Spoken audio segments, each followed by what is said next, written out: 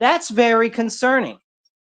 That's very concerning to me that a lot of people don't actually want to participate in politics right now and get ready to go out and vote.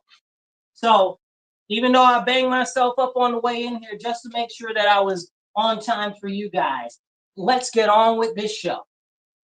Now, if you're watching us online, I encourage you, make sure that you like, subscribe, and share. If you're online, if you're listening to us on here, make sure you tell your friends, your family, your neighbors, say, hey, tune in to 106.3 WRFZ every single Monday, 2:30 to 4 p.m. because there's a great show. It's called The Divide, and you got to hear it. And if you're online, make sure you share and subscribe. Sharing is the most awesome thing you can do because it gets it out to many more people. Now let's jump into it. If you are planning on not voting, go vote anyway. Go vote anyway. There is no reason that you should not be going out to vote. You might say, well, Marcus, why should I even bother voting? My vote doesn't count. Let me tell you how important your vote is. Your vote is very, very, very important because I'll tell you, there are certain elections where people win by 1 or 2 votes. And we're talking like major elections. You know, I was watching an election last year. I forget what town it was for up here in Western New York. And like the mayor won by like 12 votes or something crazy like that. And then if you live in the Western New York area, you might remember that, what's his name? Byron somebody, I can't remember his last name, but the current mayor of Buffalo was elected by a write-in campaign. Now, how did they do that? That is an amazing thing, a write-in campaign. Wow. Most people don't even know that you can write somebody in. Heck, most people don't know that you can vote for somebody that's not even on the same line that's in your party in the general election. That's a big part of voter education that we need. That's not getting out there, that a lot of people don't even talk about. Go ask take a sample size of about 5 of your closest friends, and then 5 more of the surrounding individuals that you deal with. Okay, I know that some of you don't have 5 close friends because people are the worst people. I understand. So just take a sample size of any given 10. You know, even if you just walk down the street and ask them, say, hey, do you have to vote for the person that is in your party if you're registered to a party in the general election? Most people will tell you absolutely, yes, you do. And that's absolutely not true. That's why we get many people that are not good people in these offices, and they never really go away because people keep voting party line. Now, I'm a constitutional conservative, okay, but I'm a registered Republican. If there are good Republicans, I want everybody to vote for them. If there is somebody that's on the conservative line, that's a good person that's not necessarily on the Republican line, I want people to vote for them. Whoever is going to hold up our constitutional values, I don't want you to vote for anybody that's not holding up constitutional values and principles. That's very important, especially as we see them continue to be eroded in our nation right now. So as we see this happening and this erosion due to politics and poor politics, we need to start getting active. And getting active is one of the most important things that you can do, because we know that getting active not only gets your vote counted, but it encourages other people to get active as well.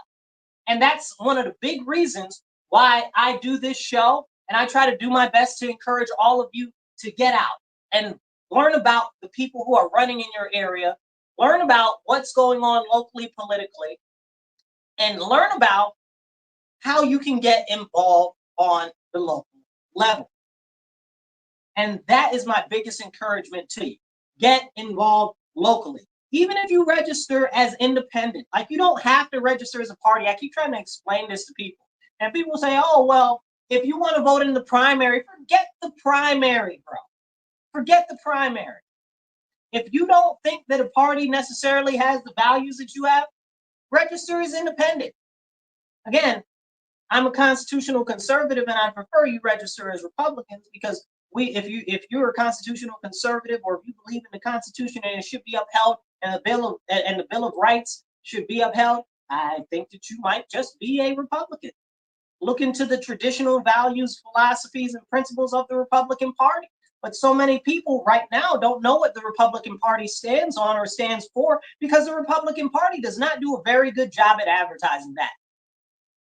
All I see largely is I see the Republican Party saying, oh, well, we're not the Democrats. And I see the Democrats saying the same thing. Oh, we're not the Republicans, but the Democrats control all of the media and everything. And the Democrats say, oh, well, you know what? The Democrats believe that the Republicans are evil and they're attacking our democracy. I talked to somebody the other day. They said, oh, the Republicans are coming to take our democracy. What does that even mean? Tell me what that means. Explain that to me in words. Explain it to me like I'm 5 so I can understand what that means. They're coming to take our democracy. What does that mean? How? How are they possibly able to take our democracy when we're a constitutional republic? We are a constitutional republic, people. We have a Bill of Rights. We elect representatives to represent us. We are not a democracy where everybody votes directly for everything. That's not how that works. And until people start to understand how things work, we're going to continue with the same results, with the same people getting elected, with the same people that are elected telling us that they can't do nothing about nothing, even if it's well within their power.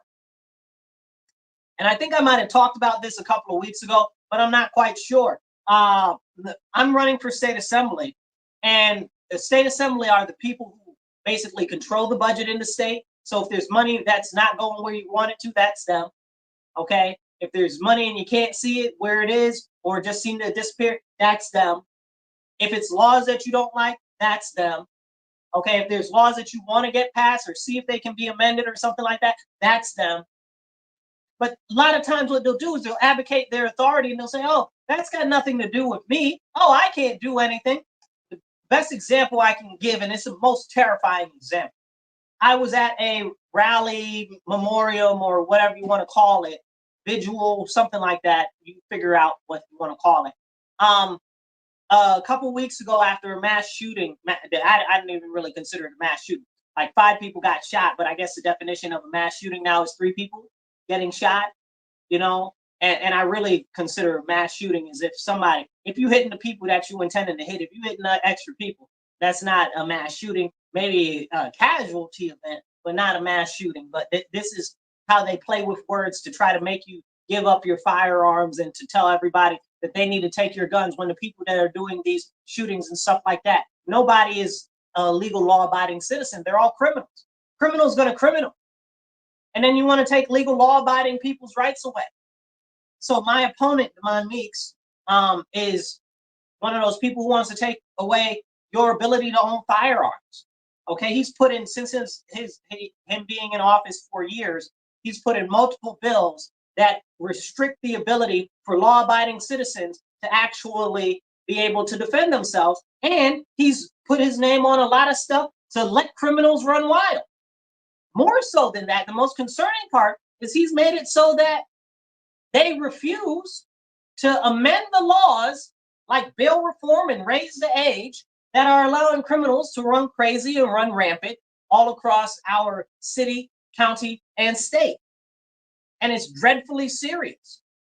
He got up there the other night at this vigil and he said, oh, well, I can't do anything. Let me rephrase it. Let me try to phrase it as close as possible is what he said. He said, oh, you can't do anything inside the system. You got to do it in the community. It's the community's responsibility. Excuse me? Let me explain to you. This guy just gave himself a 29% pay raise.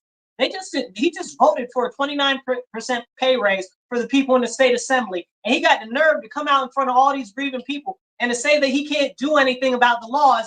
And he's the person that makes the laws and passes the laws. And then we had Senator Cooney there, who also makes the laws and passes the laws on the next level above state assembly and does the budget. And he said, oh, we need more resources. Well, we need more resources. But just a week before that shooting, you gave $30,000 to a drag queen, okay, to read books to kids. What are you doing? That's your priority, is drag queens over victims' families and over stopping the crime. Your priority is drag queens, bro? That's what you're all about? This is what these people are about. They're about playing in our face. And then they try to act like, oh, a goofa, gaha, hee hee, hoo ha. in the community. Oh, I'm in the community doing stuff. I don't want you in the community doing stuff. I'll tell you what I do want. I want you to do the daggone laws in Albany like you're supposed to be.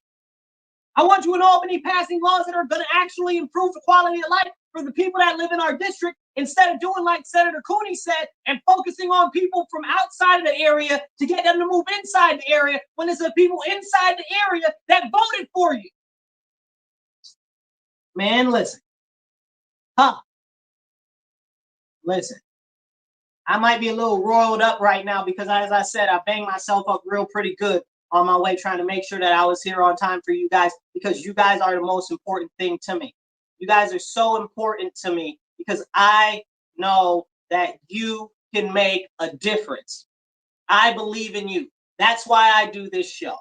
They don't pay me or anything like that to do this show. I do it because I care about you. I wish they would pay me, but they don't. But if you guys would like to make a sponsorship or a donation or something, shoot me an email, marcuswilliams222@outlook.com. That's marcuswilliams222@outlook.com. Or if you want to donate to my campaign, you can do that right online, Marcus4Rochester.com. That's Marcus4Rochester.com. And you can do it like that.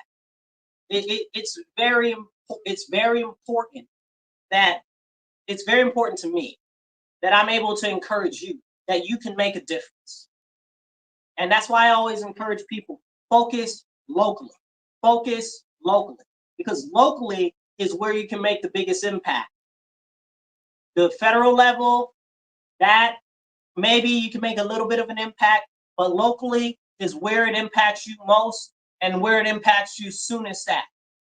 That's where it is, okay? And when we focus local, that's when we can really make a difference. If we don't focus local, like right now, this whole presidential election and everything like that, they're trying to get you all involved in this presidential election so you don't look at the races for the House of Representatives, which are the direct representatives from your state to the Congress. Okay, they don't want you to focus on that, and they definitely don't want you to focus on your state elections. Like for me, I'm running for state assembly or for state senate. They don't want you to focus on those because those are the people that make the laws where you live, right? Like those are the people that immediately affect you with their laws, depending on what they set the stuff for taxes, like income tax. In New York State, we got crazy income tax. It's out of control. I'm supporting abolishing income tax completely. Hey, if it was up to me, we'd abolish federal income tax too. But in New York State, you got tax upon tax upon tax. You go to the gas station, they got gas tax. You go to just get a cigarette. I don't smoke cigarettes and I don't encourage it either. But you go get cigarettes, you got cigarettes tax. You go to buy marijuana, I don't smoke. But I'm telling you, the tax on the marijuana is like 30-40% on the marijuana. And then they wonder why the marijuana black market is exploding, causing all this extra violence and crime in the community and in the neighborhood. But we can't talk about that because they don't want you to talk about that. Because they want to divide your focus. They want you to focus on the president. They want you to focus on Donald Trump and Kamala Harris. They want you to completely forget about Joe Biden. They want you to completely forget about Joe Biden. Is he alive? Is he breathing? You've seen him? You even heard anything about anything that he's doing in office? We got all this crazy stuff going on. The U.S. just changed its nuclear stance on Russia, China, and North Korea, talking about, oh, we can use first strike capabilities of nuclear weapons on them. Hey, I'm not saying nothing. And Iran. I'm not saying nothing. Okay, I'm not saying I disagree with that. I'm not a big person on war myself. Okay, as somebody that considers themselves a warrior prince, I am all about the concept of war, but I would try to avoid it at all costs because I know the severity of the war and the severity of costs in life, okay, in environmental costs, okay, and to the future. Look at how many wounded soldiers that we have come home from battle now. And worse than that, look at how many mentally wounded soldiers that we have. I've got friends and I've got family that have had served. My family has a rich history of military service. And I've got a lot of family in the service still currently. But I know a lot of friends of mine that have come back from war and mentally it's been a very large impact, because you can't train for all the training in the world where if you've got a little kid that's running up on you with a bomb, and you got to put a little kid out of existence in this world because they're trying to blow you up. You understand what I'm saying? How can you live with that? You understand what I'm saying? And many people don't, because we don't have a warlike culture anymore. The what would you say? The common scenes that you would see in common warfare, the blood, the guts, the limbs, okay, stuff like that you would see, the grotesque nature of real combat, people just don't know and they can't associate with, because we're not taught that as children, as youth, that's part of life. We're taught, oh, flowers and bunnies and stuff like that, but that's not how war is. And our citizens need to be taught what war really is and what war really looks like. That's why everybody's over there like, oh, Gaza, it's a genocide. It's not a genocide. Ain't nobody dying over there like that. A couple thousand people died over there does not a genocide make. Does not. It doesn't. No matter how you want to look at it, it's a massive displacement. And because you don't want to talk about the fact that it's a massive displacement and not a genocide, the people over there that need help, that need housing, don't get it, because you out here running your mouth talking about it's a genocide when really it's a massive displacement. And then it's very interesting that all of these people that are coming from all these war-torn countries that are Muslim end up in Western European nations and in the United States when their own Muslim countries don't want them. Why is that? The other Muslim nations won't take these people. Neither should we. Neither should we, because we know that when you try to get these people to come into your country, that they don't want to integrate. They have no desire to integrate. They just want to come in and they want to force their ideals and thoughts processes on the culture of where it is. And right now, for decades, the people that are in power in the academic system, in the news media, and stuff like that have been subverting the traditional culture of the United States of America to soften it continuously. And it looks like something that you would see out of the plan book of the Nazis or out of the plan book of the communists to overthrow the U.S. internally. And that's what we're experiencing right now. But the education system is so jacked up that people don't even know about it.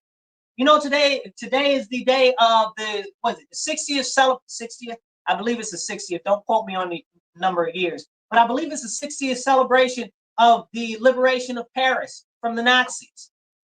You understand? And maybe it's 80 years. I don't remember. My counting, let me see. Maybe it's 80 years, okay? But it's neither here nor there. But the point of the matter is we've got this great rise in socialism, right? The Nazis were socialists, right? Nazi stands for National Socialist Workers Party. Can we have that conversation? Absolutely not. They don't want you to have that conversation. They don't want you to know that. That's why they tried to pull all of the videos and stuff of Hitler and Goebbels, or however you pronounce his name, Goebbels, that guy. That guy was a master manipulator and a cunning speechwriter. And if you listen to the speeches that he gave and the propaganda that they got created, you'd start to wonder, say, hold on now. A lot of that stuff that the Nazis were talking are exactly the things that the Democrats are talking right now. You know, they got this whole joy, Kamala's like, it's all about joy. What joy? People aren't able to afford their rent or afford to feed their family. I was just talking to a young lady a couple of minutes ago, not too long, that works at a local business that's a friend of mine. And she was telling me, you know, she's got to take this other job and stuff too, because she just can't afford to live anymore. And that's terrible. And they're talking about joy. What joy? What joy? You've destroyed our economy. You have sent prices through the roof. You have told us that inflation is good. Inflation isn't good. Inflation increases the cost of everything. So that inflation is the silent tax on the working class and those in poverty. And they got the nerve to talk about joy. We got homeless people out in the street in droves. We got more homeless people now than ever. You look at California, where Kamala Harris is from, $24 billion over 3 years that they spent to solve the homeless crisis. They ain't solved nothing yet. They got more homeless people now more than ever. Where did $24 billion go? Don't nobody know. And it's the same thing with our local projects. I remember one year, a couple years ago, maybe about 5-10 years ago, They had a $32 million study that they put together in Rochester. Okay, they had some place out of somewhere else do the study. $32 million on why people are in poverty. It's so disgusting, it makes you want to spit. But I say it like this, $32 million to tell you why poor people are poor? I could have told you for 32. Shoot, I'd have done it for a couple of thousand. You ain't had to, you know what I'm saying? 32 million. Listen. It's just like how they're doing right now with this whole reparations thing for New York State. $23 million for a what do you even call it? I don't even know, a panel to discuss about the possibility of considering reparations. Are you stupid? Are you stupid? $23 million? That's only going in your pockets. Okay, ain't no $23 million to talk about reparations. Man, don't play in my face with my own tax money. It's frustrating. And back to the Kamala Harris thing with the joy, you know, it's joy through strength is a Nazi leisure propaganda thing. That's what it is.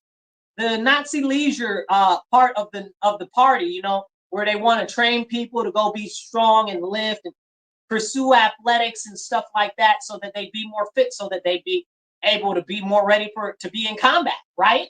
Like their whole slogan was joy through strength. Are you serious? And that's what they're trying to push now in the Democrat Party. Like, are we even listening? They're all Nazis. They're Nazis. Now they're talking about freedom and go USA and stuff. And the Democrats hate the USA and they hate freedom. They don't want you to be able to talk freely about anything, especially if you disagree with them. They don't want to hear nothing that you got to say, even a little bit. Not even a little bit. And it's very serious. And they'll tell you, matter of fact, Tom Walls said it the other day. He said, if you say something that goes against the government narrative, I don't want you to be able to say it. I don't think you should be able to say it. If you say something against what we believe is our democracy, you shouldn't be able to say it. If you say misinformation or disinformation or something hateful, that's not freedom of speech. Where are you reading the Constitution? You're not reading the Constitution. You done made some stuff up. Okay, that's not how the Constitution reads. Okay, if freedom of speech hurts your feelings, you just got hurt feelings. That's it. That's on you. Maybe stop being so soft. If somebody hurts your feelings or they say something that you feel is hateful or whatever, that's on you. Because I guarantee you, almost everybody that you say, somebody said something that was hateful to me. Who determines what hateful is? You? Yourself? Maybe they don't think it's hateful. Maybe it's not hateful at all, right? Like most of these things that they say and they label as hate isn't even hate. I remember when I saw some years ago, they started to say that everything was racist, everything is racist. I'm like, hold on, I'm a black man. I've been black all my life. My family is all black. We're all black Americans. Okay? We're descendants from Aboriginal people of the Americas, of Native Americans, and some are descendants of slavery. So I'm all the way American and I'm all the way black. And you sitting up here telling me, a black man, that stuff is racist, and you white people on the news is telling me what racist is when I'm black, and I'm looking at you like that's not even racist. How can you say that? And now we got all these youths that are so brainwashed. They're like, oh, you can't say that. You got to be soft on people's feelings and emotions. But if I disagree with you, oh no, you can't say what you want. What? You say crazy stuff all the time. You say crazy stuff all the time. Okay, I've seen all these crazy people out there talking about they wish death on Trump. Are you serious, bro? Are you serious? That's not hate speech. They're not getting locked up. We're not locking people up for that. Talking about, oh, if it was me, I wouldn't have missed. You're not locking people up for that. That's not hate speech. You understand? It's very one-sided. It's very, very one-sided, but we can't talk about it because they don't want you to talk about it. They don't want you to talk about it at all. And it's ever, ever, ever so serious. You know, people get on me sometimes and I stay on this. I stick to this. I don't care what nobody said. The Nazis won World War II. The U.S. in Operation Paperclip and 15 other operations, well, really it's about 3 or 4 other ones that I know about, and some other ones to Eastern Europe and stuff like what I guess that's technically Western East for us, but West for them. Brought them all in over there. Then they went to Argentina, Chile, Brazil, and stuff like that, and South Africa. Okay, and now the European Union is all one country, kind of all unified, just the way that the Nazis wanted. The same propaganda that we saw during Nazism is being preached from the Democratic Party right now. And you gonna tell me that the Nazis didn't win? They're eradicating Black Americans. There is open genocide. You want to talk about genocide? Millions of Black babies, unborn babies, were killed, eradicated. Okay, because they push this propaganda about, oh, delete your babies, but we're gonna bring in all these illegal aliens with their babies, but they want you to get rid of Black babies. Explain it to me like I'm 5. Explain it to me. Come on now. Don't take a piss and tell me it's raining. This is serious, y'all. It's so disgusting, it makes you want to spit, man. I don't care what anybody says. The communists in 1948, there was a document that was read into Congress, and it was about the communist plan to take over the United States from the inside. Now, I know a lot of people don't know about this in America, but there were a lot of Nazi sympathizers before, and I wouldn't even say sympathizers, right? Supporters is a better word. Supporters in the United States before the end of the war and before they declared war on us. Okay, I guess we could thank Japan for that. However, I can't be mad at Japan. We got real good get back at Japan over the last couple of decades. But I do want America to be the America that the Japanese think that we are. Tough as nails, blow stuff up, shoot stuff up, just wholly hardcore. I wish we were that type of America now, but we've become so soft, and it's ridiculous. America's soft like a feather right now. You know, they say that China's a paper tiger. The U.S. is a paper tiger. And I love our military, and I support my country to my last breath. But the fact of the matter is we've become so soft as a people, you know, that we can't even talk about it. You know, they promote all this, oh, everybody wins, everybody gets a trophy, blah, blah, blah, da, da, da, da, da, da. And it's ridiculous because all it does is weaken our country, weaken the resolve of our youth.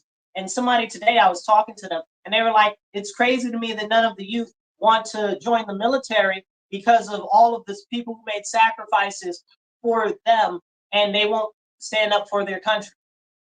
I gotta be honest. I can't blame them for not wanting to go into the military. Have you seen the state of the people who send out our military right now?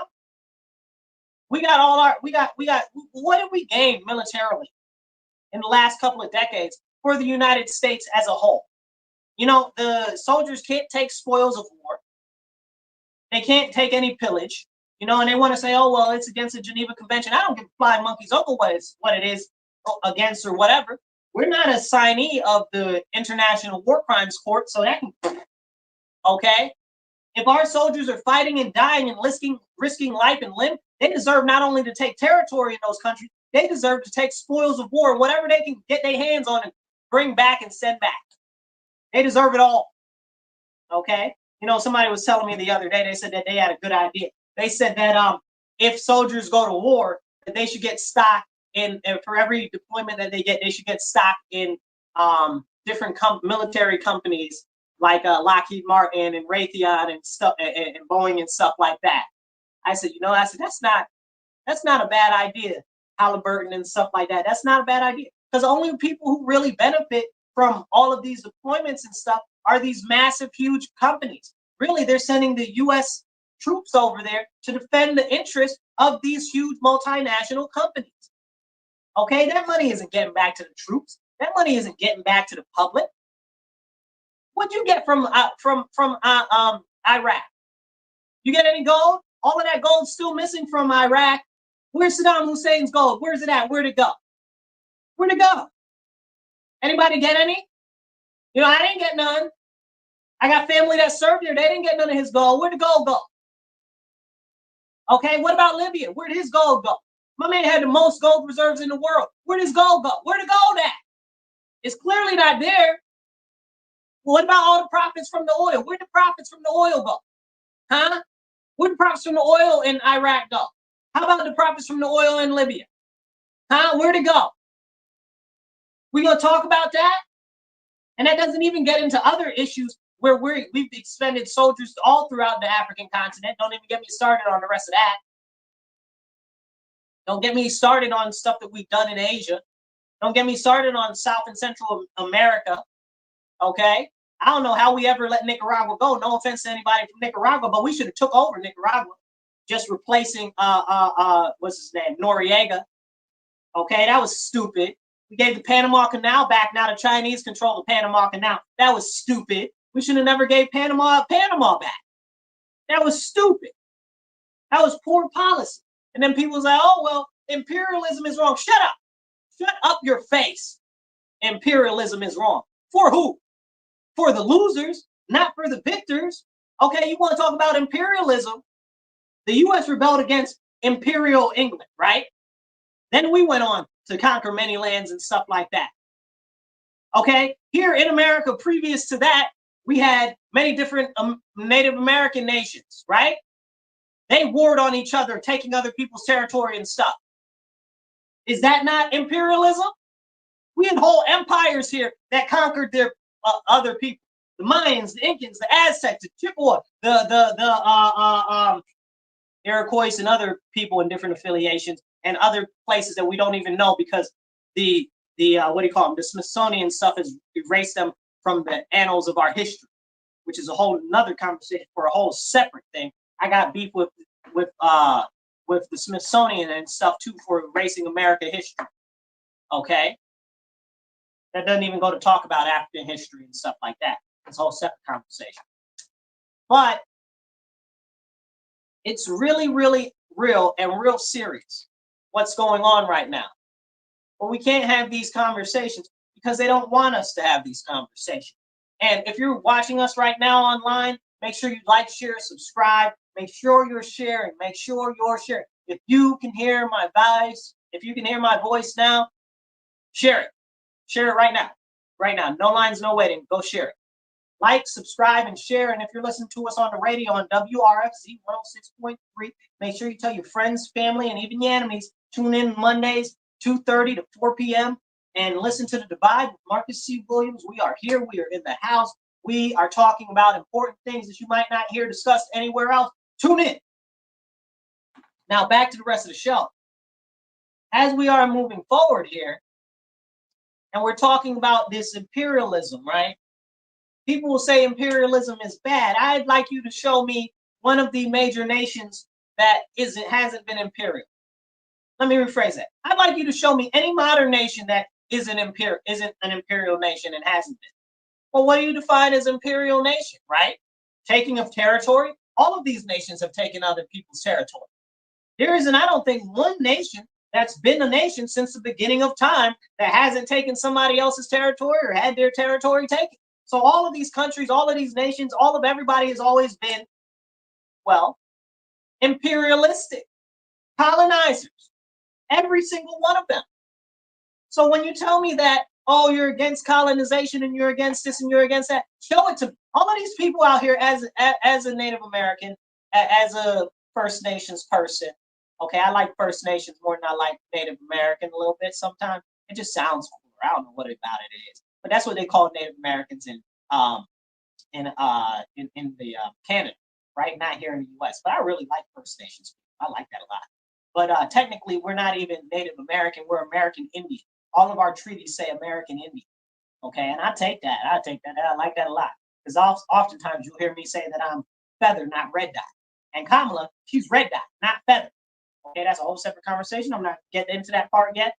But we see all of these serious issues and stuff going on right now because people are like, oh, I don't like this or I don't like that. You don't know what you like and what you don't like on scale for you as an individual, but now you're forcing your beliefs on somebody else. And I'm like, if you understand that that's what you're doing, I hear you. But if you try to act like, oh, you're not doing that, that's a bold-faced lie. And the leftists like to do that all the time. They're like, oh, well, I'm not trying to force it on anybody, but you are. But you are. All of the TV shows are alphabetized. I can't turn on not half of no channel without it got some trans, non-binary dog person on the TV. Why? Why? It's outrageous because it's overrepresented. We're talking about 2-3% of our nation. 2-3% of our nation. We still can't even get black people represented well on the television. And you got all these alphabetizers on there. And then they try to make it like the alphabet problem is the problem of the blacks. It ain't. It ain't. I don't know if I talked about this on the show before or not, but it's so disgusting it makes me want to spit, man.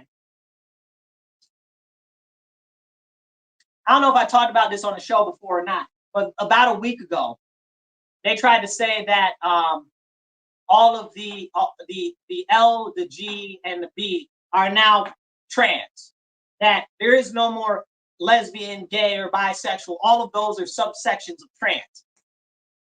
I told y'all and I warned y'all before that they're trying to get rid of gender completely and sex completely. People don't want to listen. People don't want to have those serious discussions because they want to feel all good because they've been told that they should feel good about this and feel good about that. When really they're just trying to pump in and propagate sin and evil and depravity and the erosion of the fabric of our society and push for depopulation. You think that this stuff is about being gay? You think that this stuff is about being trans? Absolutely not now, nor has it really ever been. It's always been a way to subvert the family in the United States of America. And now they're exporting it to other countries. It's always been about population control. This has never been about gay rights or people caring if somebody's gay. It's about encouraging people to look at this debauchery and this type of what do you call it?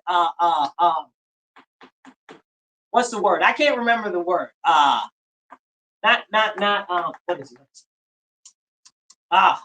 Anyway, I don't remember the word. I'll think of it in a minute. But this type of debauchery and depravity as being something that's normal and natural. And it's not normal, nor is it natural. That's why it's expanding the way that it is. And people will say, oh, well, I don't want the chemicals in the water that are turning the frogs gay, like atrazine.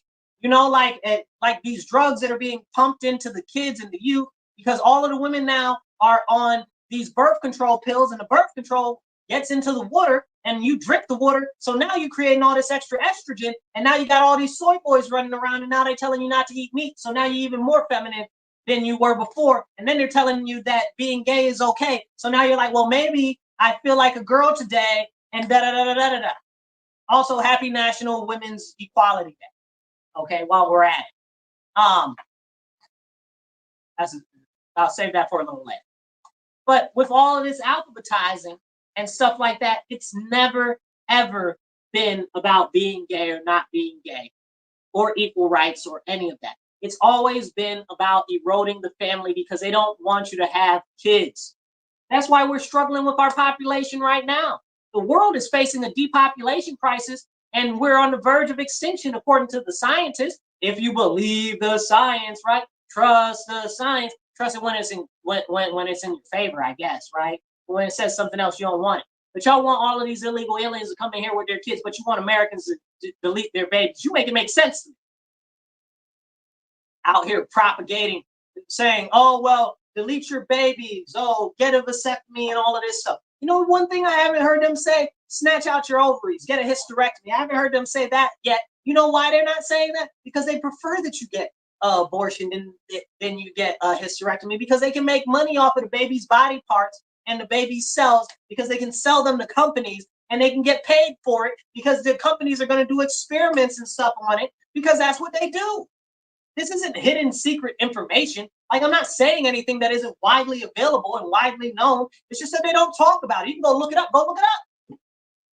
I often tell people, don't believe me because I'm saying it. Believe me because I'm telling you. There's a difference. I'm not just saying it just because. I'm telling you.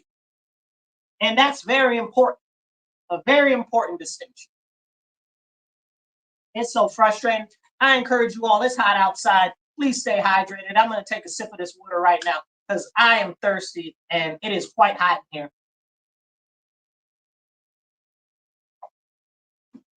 They still didn't fix the air conditioning.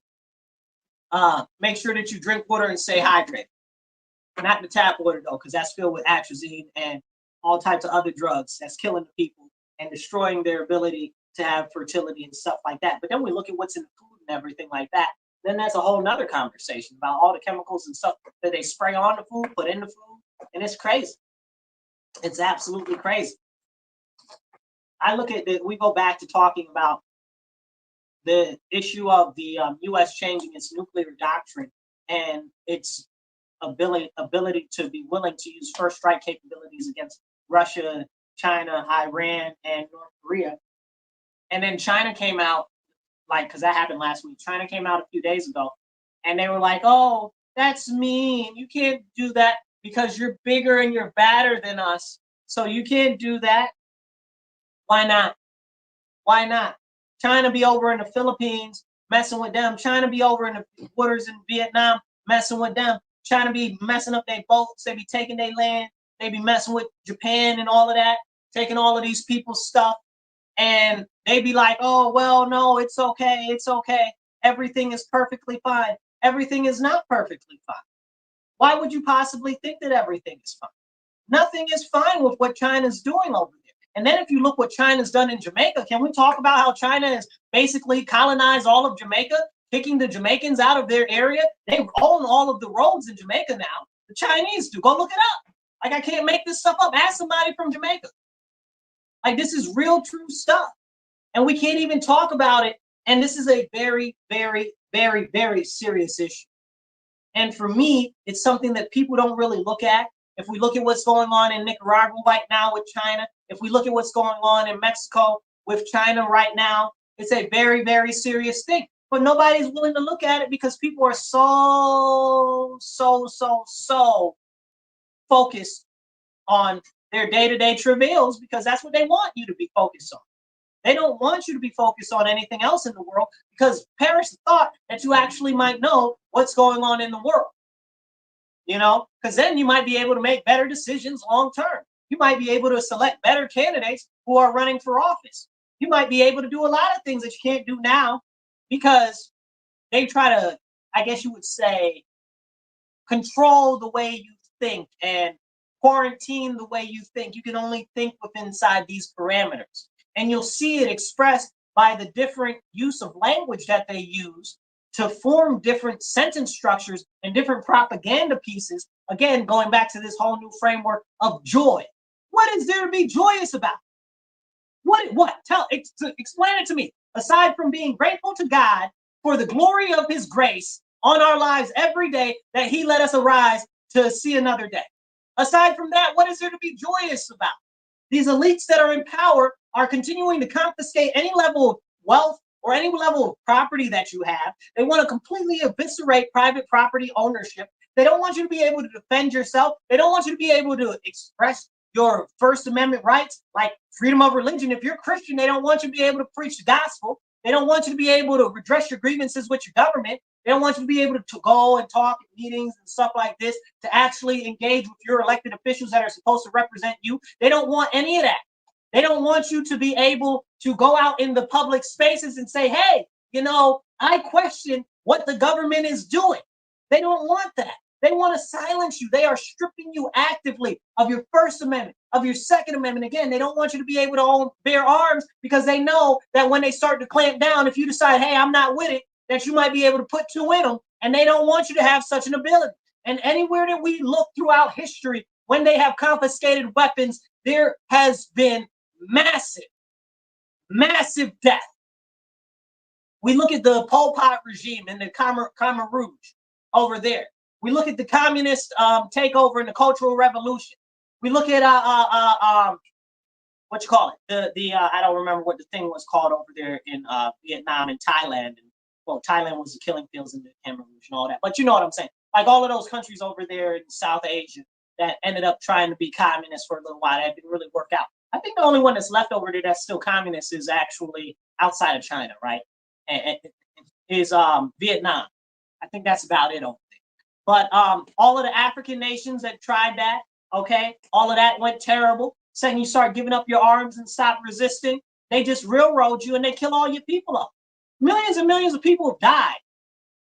Millions have died because they gave up their weapons because the government's like, oh, give up your weapons. We're going to treat you good. Is the government treating you good right now?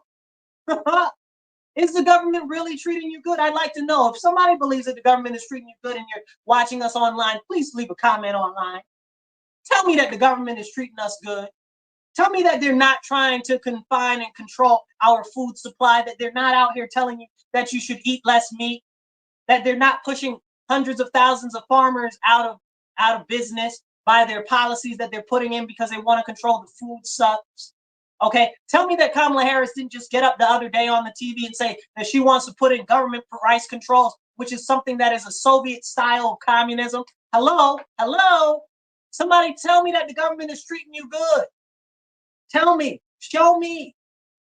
Okay, maybe the 10 fairy princesses that were boys that now say that they're girls because the government decided that they were going to pay for their gender transition. Maybe you feel like the government's treating you well.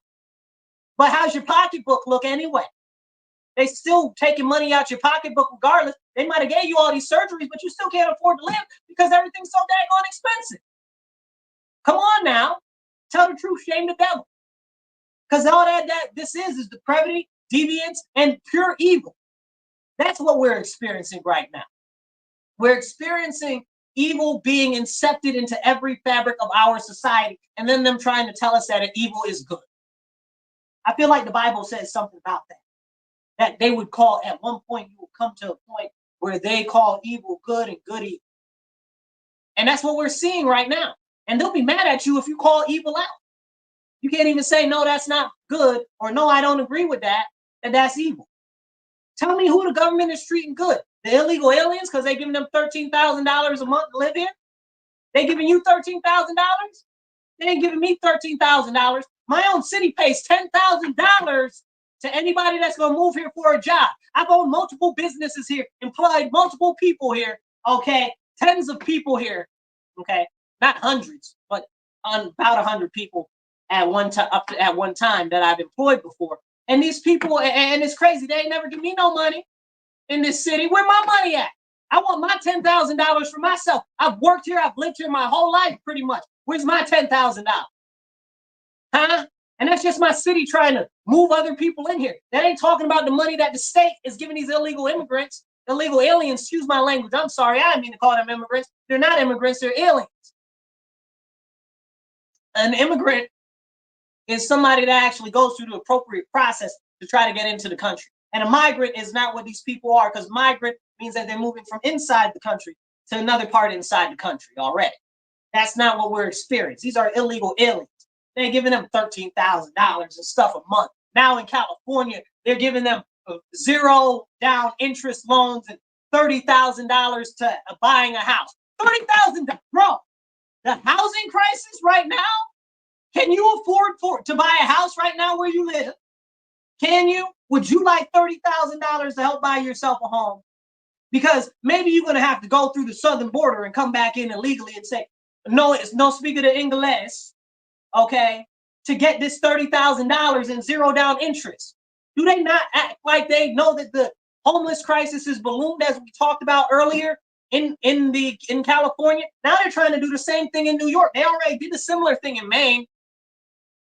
They did a similar thing in Maine. They built all of these new, beautiful new houses and stuff, and they're only for illegal aliens. Only. What about American citizens? What do we get? The shaft is what we get. And it's a rugged shaft with barbs on it, and it's rusted. And they ain't even give you no lubricant. Okay? It's ridiculous and disgusting. Makes me want to spit. But this is what we're facing as actual American citizens. These people are stripping us of our rights. I didn't even get into the 3rd or 4th Amendments. Don't even get me started, you know, and they don't even get me started on the 5th Amendment and stuff like that, because, you know, they got a lot of these things which you can only have if you're one of those special people in those groups, because illegal search and seizure continues to happen and continues to go on. We're going to talk about that. Now they're talking about they're going to make it so that the people, that the National Guard and stuff can come in your house and what do you call it? House themselves. There's a word, it's in the Constitution. I forget the word that they use. But they can house themselves inside your property. The government can just take your property for their own personal use. That's why I'm not a fan of, what do they call it? Eminent domain. Absolutely not. The government should not be able to take your stuff from you. It's your stuff. You deserve it. You own it. That's it. Government been too way wide. And we need to stand up.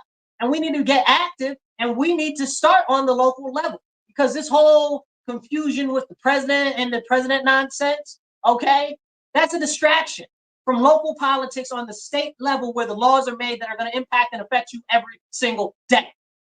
Every single day. Most sheriffs are elected.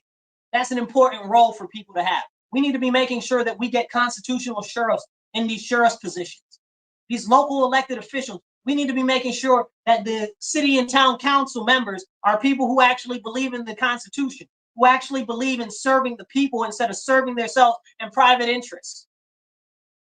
Okay, we need to make sure that these people that are running for a state assembly or state house, depending on where you are, state representative, whatever you call it, where you are, depending on what state you're in, state senate, stuff like that. We need to be making sure that these people are willing to uphold our state constitutions and our federal constitutions, because they're slowly eroding and chipping away at them. It's Women's Equality Day, right? They got this proposition in New York State right now. I think we talked about it on the show before. It's called Prop 1, okay? And they're working on putting it on the back of the ballot this year. I'm going to encourage you to vote no, and I'm going to tell you why. It's because in that, the way that it's written, like the ERA was a massive thing, right? A massive win for women's rights and equality and all of this and all of that, right? Well, now they're stripping women of that with this new thing. And they're trying to say that it's the ERA, but it's not. We already have an Equal Rights Amendment. It protects on sex, creed, all of these other things and everything. But now they're trying to add all of these extra things in there, okay? Okay, you can't discriminate on gender identity. I don't even know what a gender identity is. How am I supposed to know what you identify as? Especially with all these non-binary, trans, poly-binary people that they shift what their gender is. I'm gender fluid. So yesterday you were a bird, today you're a little boy, but you look like a grown woman in her 60s. I don't know. I don't know what your gender is.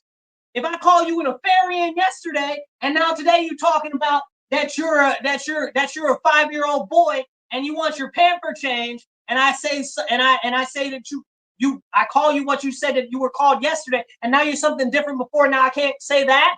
I don't know. Even if I wanted to be supportive, I can't be supportive because you try to change the rules every second that you get a chance.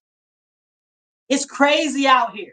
And then forgive me if I have a conception that's different than somebody else's thoughts process or whatever. If you introduce yourself as Tim, and I've known you for 30 years and your name is Tim, okay, and now you're talking about your Susie, I'm not playing them games with you, Tim. Okay, you're not Susie. Tim, okay, there is no Tim. I just want to put that out there. There's no real person named Tim. I'm not being critical of a real person. Okay, but I'm using that as an example. You know, like that's what's not happening. You know, I have a friend, right? He introduced he introduced himself to me as Alejandro, right? That's his name. And then he's like, you know, he likes people to call him Alex. So he introduces himself to other people as Alex. Well, I don't know you as Alex. I know you as Alejandro. You introduce yourself to me as Alejandro. You're Alejandro. You're not Alex. And that was before the song "Don't Call Me Alejandro." Whoever sings that song, I can't remember who sings that song. Some famous lady, whatever. But anyway, the fact of the matter is this new Prop 1 strips women of their rights and of their spaces. Okay, it erodes the ability for women to have their own special sports team. It erodes the ability of women to have their own private bathroom facilities because it allows men or people that identify as females that are men in women's spaces and in women's places. Could you imagine a man that is a 42-year-old man with a full beard, okay, and a dress on, okay, that's more hairy than a French person in a bathroom with your 4-year-old daughter in the park and you didn't know he was in there? Would you feel comfortable? Come on now, what are we really doing? Are we being serious here?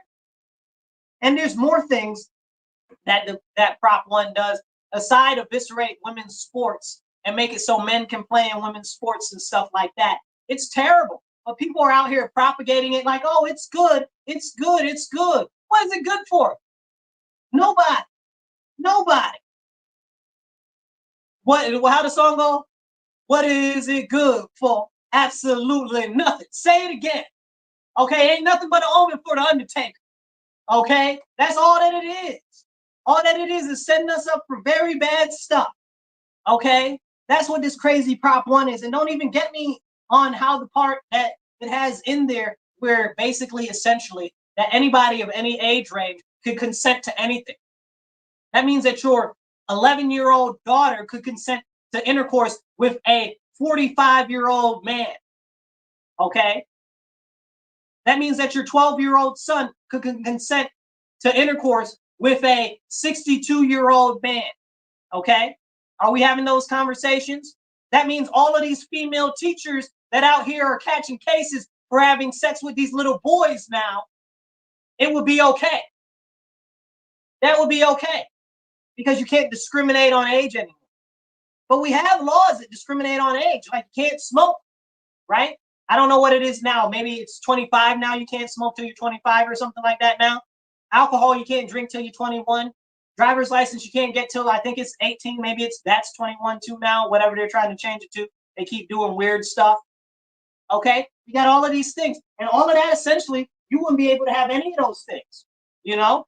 They got it where you aren't able to have a weapon on a firearm until you're 21 now in New York State. So that wouldn't be there either. Not that me personally, I'm a very strong Second Amendment advocate.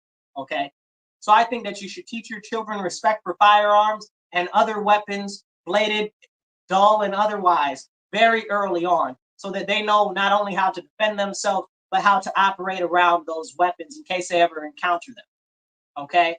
They're important. It's also important if somebody come into your house and try to mess with your child, if you're not able to defend them, or Lord forbid something happens to you, they need to be able to defend themselves. I know y'all out here seeing how many kids get snatched up and go missing every day. Okay, but we can't talk about that either. And essentially, this will make it legal because they can say, oh, well, the child wanted to come with me, but you groomed them to want to go with you, though. But you've been teaching them since they was like 8 that they should come with you, and now you don't kidnap them essentially when they're 11. But it's okay because you can't discriminate and it was of their own free will. That's what this stuff opens the door for. We've already got it in New York State where if you're 12 or older, you can have basically any type of medical procedure done. I bet you didn't know that without your parents knowing. You can have, let's say you want to take hormones. You can take hormone blockers, or you can take hormones. You don't have to tell your parents unless something goes wrong, and now your parents are going to be held responsible for that if they don't even know. Let's say you want to do genital mutilation on yourself, okay? Let's say you want to change your gender. Fingers, I'm using quote fingers if you're on the radio because there ain't none of that. You can't really change your gender, okay? You want to cut off a healthy limb or mutilate a part of your body to try to make you feel like you're some other gender, okay? You could do that if you're 12 in New York State. You don't have to tell your parents. And with this law, the way that the law is written, it's not even a law, people. If you listen, it's not even a law. It's a constitutional amendment. That makes it worse because there's no recourse if it's a constitutional amendment. That's very, very serious. So that means that your child now, it used to be 12, now they can do it at any age. Now, I don't know about you, but I don't think a 5-year-old is going to be able to make the best life decisions. That's just me. That's just me. I don't think a 12-year-old is going to make the best life decisions, but that's also just me. Could a 12-year-old make great life decisions? I'm sure they could, absolutely, right? Like you used to be an adult when you were 13. You know, we still have bar mitzvahs and bat mitzvahs right now. And when you're 12 or 13, you're a man, you're a woman, whatever the case is. You know, we still got quinceañeras. Okay, you're a woman when you're 15. You know what I'm saying? So we still got those. But you're not anymore, though. You know why? Because of the schooling system and this whole concept of let a kid be a kid, let a child be a child, keep a child in a child's place. So they're not educating them properly to be able to have a cognitive ability of critical thinking, to have a good idea and sense of what's wrong and what's right and how they should be able to forward for the future.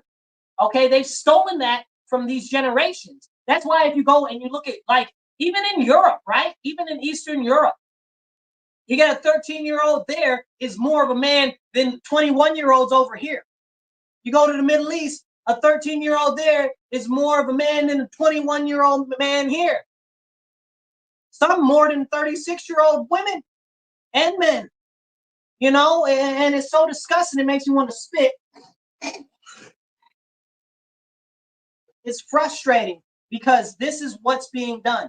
They're being purposefully minimized and made small-minded so that they're not able to conceptualize what is right and what is wrong. So now you're making it so you can't discriminate on gender, and you can't discriminate on age, and people can make all types of decisions at any age range, but they don't have the mental capacity to do that because you've kept them from that. That is the largest evil that you could put upon somebody, from my point of view, because you purposefully held them back so you could do bad things to them. You didn't even give them a chance. And that's just pure evil, pure evil. So I encourage you to vote no. And there's a whole bunch of other things that Prop 1 opens the door and opens the gate for too. Like, it opens the gate for you not to be able to speak publicly about our Lord and Savior, Jesus Christ, or about our Father in heaven. Because if somebody says, oh, you offended them, then you're going to jail. In England right now, they've arrested in the last couple of weeks 3 or 4 people for praying in their heads outside in public, for praying in their heads. I pray over all my food all the time. If you got to take me to jail for praying outside publicly, out loud, or in my head, it is what it is. I'm not recounting my God and giving him up, okay? Lord bless, mwah. Okay, our Father in heaven above. I'm not giving up Jesus Christ either, okay? I'm not. It's not about to happen. Jesus laid out the path for us to get closer to our Heavenly Father so that we can have a chance for salvation and we wouldn't have to be stuck with eternal damnation, that we can have everlasting eternal life if we believe on Jesus and his teaching, that he died for us and he rose again after 3 days so that he can lead the way and clear the path for our sins to be forgiven with the Lord our Father in heaven so that we can have eternal life. And I encourage you, even if you're not Christian, read your Bible, okay? And if you don't have a Bible, go to a church. They should give you a Bible for free. If they don't give you a Bible for free, they ain't a good church. I said what I said, okay? Because I give you my Bible if I didn't have one to give, okay? And it's very important, especially if you're one of them falling off Christians. I encourage you, go read First Thessalonians and First and Second Thessalonians and First and Second Corinthians, because that'll really tell you what time it is. Because I know a lot of Christians have fallen off, but those books right there really go back over the real stuff that we deal with every day as Christians in society, and why it's difficult to be good Christians, because we struggle with the flesh every day. But there are so many people out there that don't even realize that or know that, because they haven't read the Bible. They haven't read it for themselves. They might even just have heard it from somebody else or have heard it from the church, and the church don't preach it right. And people will say, oh, well, I'm not sure because it can be interpreted this way. This person interpreted it that way. No, it ain't no interpretation.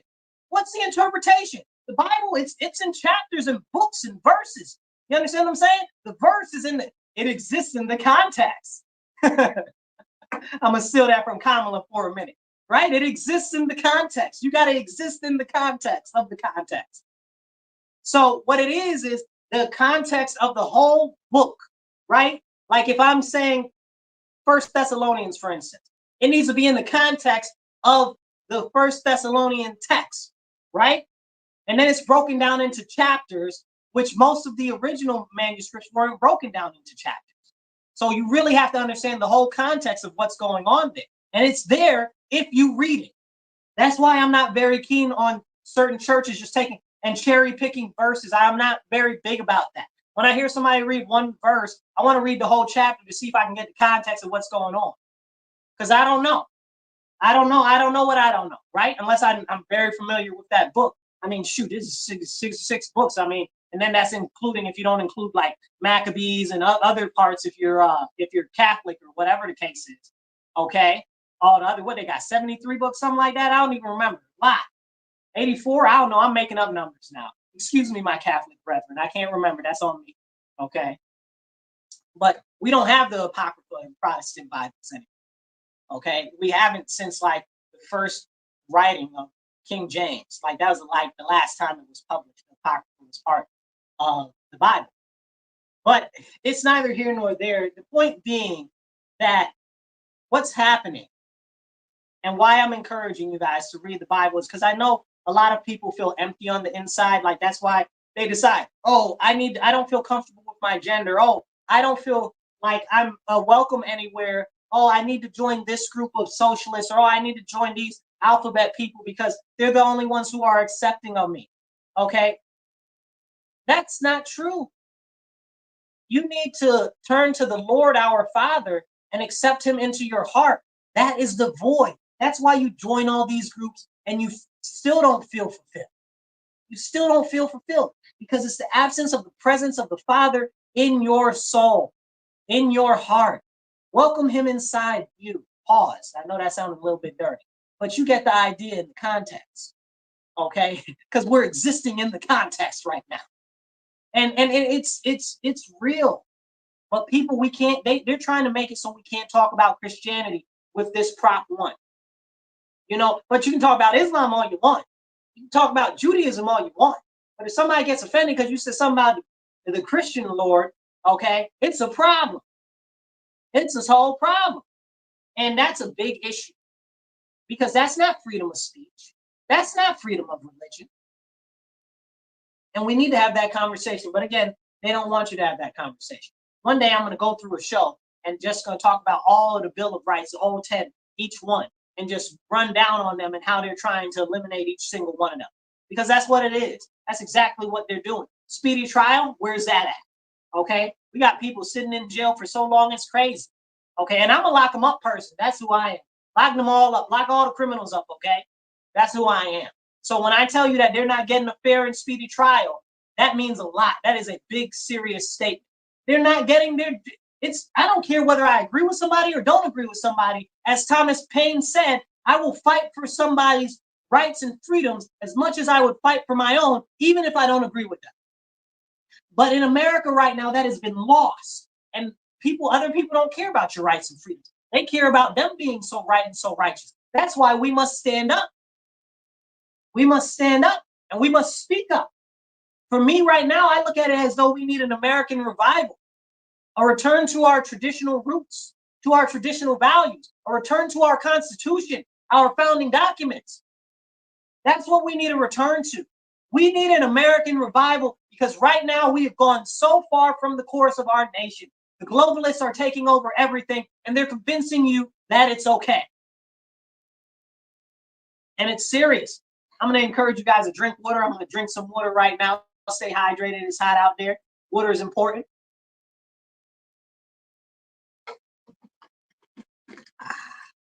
Okay. It's 85 degrees here where I am, and they forgot. They forgot to turn on the air conditioner. Maybe you want to skip. But what we got, what we got here is a failure to communicate. And I laugh about it, but it's very direly serious. What we're experiencing right now is a loss of communication on the level of interpersonal communication and on the level of government. They don't want you to have a communication with your government. I call my state assembly person right now. This is one of the reasons why I'm running against him right now. Okay, and I encourage you, donate, volunteer, whether you're local or whether you're not local, you can still donate to my website, www.marcus4rochester.com. That's Marcus4rochester.com. But this is one of the reasons why I'm running against my opponent, Demond Meeks, right now, because very simply, if I call him, I want to talk to him. I love his legislative aid. They're okay. I love everybody else in his office. They're okay. But I don't want to talk to them. They're not my elected representative. He is. So if I call and I got questions about a ballot initiative, or if I got questions about a bill and I call, I want to talk to him about it. I don't want to talk to them. He's my elected official, not those people. Those people are paid to be there. I want to talk to him. I want to talk to him. I want to talk to nobody else. You can't make me talk to nobody else. You can't deny me the right to talk to my elected official. Are you serious?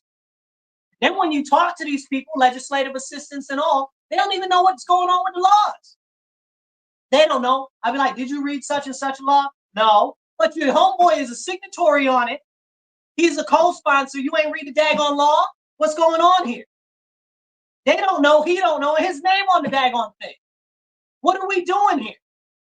What are we doing here? How these people signing and voting on things that they ain't never read and they ain't never even see. It's not like it's the federal government and they got like 400 or 500 pages. Some of these bills do be a little long. They be like 20 pages long sometimes, but usually it's a lot of repetitious text, okay, and some legalese. But they should be reading these bills.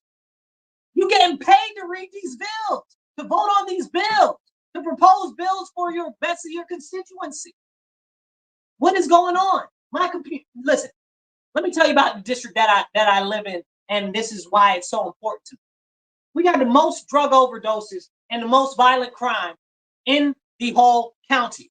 We got the most drug overdoses and the most violent crime outside of New York City.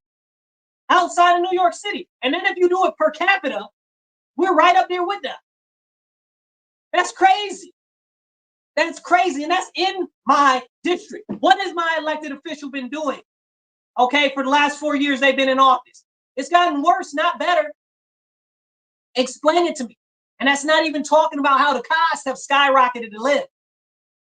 Food's up, gas is up, electricity is up, the natural gas is up, school costs are up, for school supplies are up, everything's up, taxes, everything. Shoot, soon, what cost of water is going up? Everything's going up and up and up and up. You try to go to the store and buy some clothes lately, up. You try to buy some pairs of socks, man. I went to go buy a pair of socks the other day, bro. I went to like Walmart or somewhere. They're like 10 pairs of socks, like $20. What? I'm like, man, I knew I hadn't bought socks in a while because I have a lot of socks. But at $20? $20 for a pack of socks? That's what we're doing now. And look, that was like the lesser kind. That was like ankle high socks. And I'm a full length sock guy. What do you call them? Crew cut or whatever the case is. Okay, crew socks. I'm a crew sock person. Okay, I'm like, man, like they done cut off half the sock and they charging me double the price. It's crazy. It's crazy. The cost on you go buy a bag of t-shirts, right? Like not even t-shirts to print anything on, just like a basic bag of t-shirts. It'll be like 5 t-shirts. Look, 5 t-shirts, 10 microns thin. Okay, you can blow and the whole shirt starts to unravel. Okay, $30. What is going on? It's disgusting, people. But if we're not holding our elected officials accountable, if we're not getting involved with our elected officials, we're not going to be able to voice our issues. And then they got all these ridiculous advocacy groups and special interest groups that promote all of this stuff because it sounds good, and they done grab like 10 people that ain't got no job that are all gun-ho about it because it sounds good, because they told that they were good, and because it emotionally resonates with them. But then they implement it, and it's horrible for the rest of the community. The best 2 examples I can give you are bill reform and raise the age laws. And don't get me start talking about this ridiculous new green nonsense and environmental impact, climate justice nonsense. And I'm an environmental conservationist. Don't get it twisted. I care about the environment more than any of these fools out here. Okay? But the fact of the matter is that a lot of these bills that call themselves environment this, green that, are not that. They're funneling monies into these private companies and these private interests, which are driving up the prices of your gas and your electricity. That's why your gas bill and your electricity bill is so high right now. Don't let them play in your face while they authorizing the shutdown of refineries and not authorizing new refineries to be built. And that's coming from me, and I'm not a fan of fracking either. Okay? But natural gas is a great resource. I don't know how old you are that's listening, but you'll remember that not even 5 years ago, natural gas was a big, giant thing. You know, it burns clean. Well, it burns clean. Why all of a sudden we're trying to get rid of natural gas?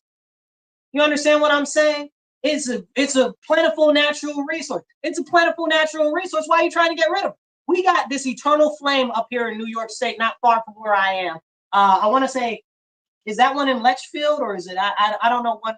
No, the other park. I can't remember the name of it. It's closer than Litchfield. It doesn't matter what park it's at, but we got this eternal flame that's been going for like 150 years or something like that. It's some natural gas deposit that got lit underneath this waterfall, and it's been going for like 150 years. You understand what I'm saying? Like, natural gas is a good resource for us. Plus, we live in a cold weather climate. You know, we ain't got all the electricity in the world. You know how much electricity the air conditioners run? Imagine how much if everybody got to have an electric heater. Come on now, stop playing with it. Come on. And I don't know if you've ever had electric heat, like baseboard heaters or even the electric heaters that you plug in the wall. It never quite seems to be warm enough. And most of the housing stock that we have here in Western New York is old housing stock. We're talking turn of the century, not the turn of this century. We're talking about the turn of the 1900s. Okay? Like the house that I live in, I think the house I live in is 1898. Okay? Is the house I live in. The next four houses next to mine are like 1910 and 1898 and stuff like that. That's a lot of these houses up here. But most of these houses you see up here were built in the 1930s and stuff like that. We got houses up here still with rat tail wires. If you're not sure what rat tail wires are, go look it up. Okay, it's this old type of wiring that's crazy. Okay, we still got it like in my house. It's all horsehair and plaster. Like, Marcus, what's horsehair and plaster? Go look it up. That's how old it is. That's what I'm trying to tell you. Okay, it's really real. And they're telling you, oh no natural gas. Let me explain something to you. We have a history in New York State of people freezing to death because they don't have adequate heating. Freezing to death. And I'm not talking about back in the 1950s or the 1960s. I'm talking about over the winter. Over the winter. I'm talking about we had a snowstorm in Buffalo last year, or maybe it was a year before. And we had a snowstorm and people were freezing to death in their homes. Hello, because the power got knocked out and they didn't have natural gas. Wait, what? The power got knocked out. Let me get real close to the microphone so you can hear me good. The power got knocked out and they didn't have access to natural gas, so they froze to death right here in Buffalo. Can we talk about it, though? Makes me want to spit. But this is the stuff that we're experiencing every day on a daily basis. And we can't have these very serious conversations that are needed, that are necessary, because they don't want you to talk about it. But back to Prop 1, before I get ready to close, make sure that you like, share, and subscribe to this show. If you're online watching right now, don't hesitate. Share it now. Share now. Share now. Subscribe. Make sure you like. Tell other friends about it. And if you're listening to us on the radio, make sure you tune in every Monday from 2:30 to 4 p.m. on WRFZ 106.3 Rochester Free Radio to Dubai with Marcus C. Williams. We are here giving you all the good information in your ear. All right. So as we continue with the show here, I wanted to touch on a couple of things. And I encourage you, if you follow me, if you don't follow me on other social media, I also do a podcast on Sunday. It's called The Elephant in the Room with Marcus C. Williams. You can find that. Just search that. You'll find it on YouTube, Facebook, all of that. X, it's on all of it. Okay, you'll find it. But check that show out because we do interviews and stuff with other people on that show. And we talk more seriously about certain issues and more seriously about a lot of political things and things that'll make you go, and think. Similar to what we do on this show, but more with a little bit of a different focus and also with more guests. So right now, share it. Share the show. That's what I'm asking of. But as we continue forward, vote no on Prop 1 this year when it comes up. Vote no, vote no, vote no. And if you want to find out more information about it, go check out protectkidsny.com. That's protectkidsny.com. And they've got a lot of good resources and information on it. And if you want to set up a time where they can come out to your church or your synagogue or your, I don't know, maybe you play dominoes or backgammon on the weekend, you want them to come speak at your group there or give you information to share with them, they'll definitely give you the right information to share so that people can get more aware of what's going on, because this is crazy. And if this proposition passes and it comes to be a constitutional amendment, we can pack it up, y'all. We can pack it up. But the problem with packing it up is there ain't nowhere to go. We can't leave here. The fight is here in New York. Look at what happened in California. That spread like a cancer. all through the West Coast. All the West Coast is like California now. Colorado, Washington, New Mexico, all of it, all of it. Nevada, I don't know if I said Nevada, and even parts of Texas, Houston, okay? And the East Coast on New York is spreading to the other states. Maine, okay? New Hampshire got a little bit of stuff going on there. They all right, but they ain't good. They ain't in bad shape getting there quick, okay? It's spreading to Massachusetts. Massachusetts is pretty bad too. Okay, they got we don't spread Tennessee. That goes on. Okay, I was talking to a friend out there the other day. She's like, y'all not even welcome down here. I was like, oh, that's cold. I was like, that's cold. How you gonna do us like that? You know, but that it goes to show how the influence is traveling and it's growing and growing the rest of our nation. There is nowhere to run. Here is where to fight. Don't talk about now. Let's buy time. Okay, not forming a cavalry to come back and save nobody. Don't play in my face. We are the only people that are here that are saying anything. It's us that stand up now. It's not later. I was looking online though, a little meme online. Today, not tomorrow, today. And I laugh, but it's serious. Today, not tomorrow. Tomorrow's not promised. We don't know how many tomorrows we got left. And if something like this gets across the line, if we don't get enough people in office this year, Lord, Lord, Lord knows. Lord knows better than I do what's going to happen. But I couldn't imagine that it's good. And as the Lord said goes, so goes the rest of the country. And y'all already know that. Now, I know my friends that y'all are listening to Texas and Florida right now. Y'all already know. Y'all already know. You see it happen. Don't tell me you don't. I know you know. So it's time for us to stand up, and I hope you support us and our individuals trying to fight back.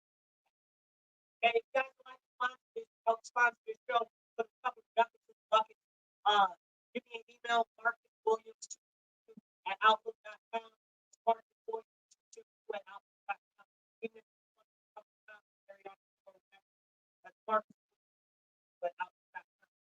And if you really appreciate what I'm doing and fighting down here, trying to fight for my locality here, even though I'm running for state level, all in New York, donate to my team, www.marcus.rochester.com, rochester.com. Now, these are my tools. It is time for us as individuals to stand up and take action. If you want a restoration of America, if you want a revival of America, if you want to restore America to our traditional constitutional values, it is up to every single one of us. No one is coming to save us. No man is coming down now to save us. Next person like that's going to come is going to be the Antichrist. Okay, we already know what he. So it's up to us. Stand and act. We must stand. We must fight back, and we must speak up. We must speak up before they silence us all. And they will at some point. That's why it's so important that we stand up now. We stand up now. We must fight back somehow. And it starts being vocal. Be more vocal. And if you're one of those people like, I didn't do that, but share the show. Share the show. Share my other stuff. My other stuff. If you follow me on other platforms, share it. Don't get the word out. Maybe my stuff encourage other people to get more out. Maybe encourage other people to stand up. But that's what we need now. More than ever. See a great silence that is pervading our nation, where good people will not speak up against evil. We see a great silence will not speak up against evil, where the Catholic Church will not speak up against evil. And when a pastor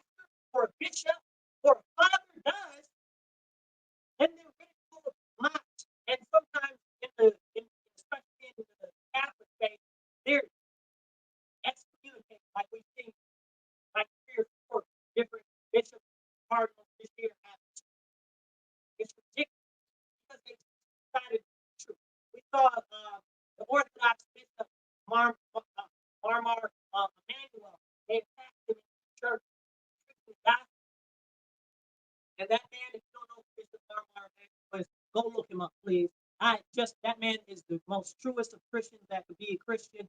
Okay, and I consider myself pretty Christian. I'm not. I can't be like him, man. God bless him. Okay, they done stabbed that man up in church, and this man told them not to kill that man. Okay, they told, and he prayed for that man that stabbed him up after they did it, and he protected him in the church so that the angry mob that was out there that wanted to tear that man limb from limb couldn't get. If it was me, I would let them have that. Okay, hey, to each their own. He's trying to use his ministry of promoting that he was more than willing to sacrifice himself to get the message out. Okay, and I believe firmly that we are supposed to fight back as Christians. Both are two sides of the same coin and two sides of the same message in Christianity. It's just that each person has their own different message to share with the world. That man is some of the strongest among us and the best among us. I encourage you to look up Bishop Marmar Emanuel. But we as Christians need to stay strong. We as Americans, even if you're not a Christian, even if you're a Muslim or you consider yourself non-denominational or you consider yourself an atheist or whatever the case, if you identify as an American citizen, you should be believing in the Constitution and you should be willing to stand up for our Constitution, not just on a religious basis, but on the basis that is the foundation of our freedoms in this country that so many other countries do not have. Honestly, all of the other countries do not have the freedoms that we have here. And that's why we must fight. That's why we must stand up. And that's why I do my best to encourage you guys every week. Make sure you tune into the show next Monday, 2:30 to 4 p.m. on WRFZ 106.3. Like and share if you're watching online on the Marcus C. Williams channel on YouTube, or if you're following me on Facebook or X or wherever you are, Rumble, what have you, share it out. And make sure that you also check out my show, The Elephant in the Room with Marcus C. Williams.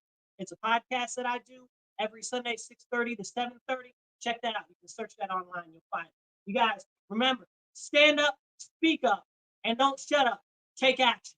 Be blessed and be well. I'll catch you guys later.